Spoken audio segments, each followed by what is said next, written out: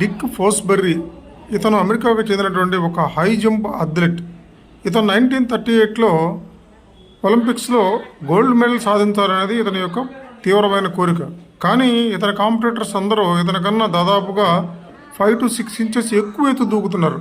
అలాంటి పరిస్థితుల్లో ఇతను గోల్డ్ మెడల్ సాధించడం అంటే అసాధ్యం. అప్పుడు డిక్ ఫోస్బెర్రీ తీవ్రంగా ఆలోచించాడు, ఈ టెక్నిక్ని ఏమన్నా కొత్తగా చేస్తే నేను వాళ్ళకన్నా ఎక్కువ దూకగలనా అని.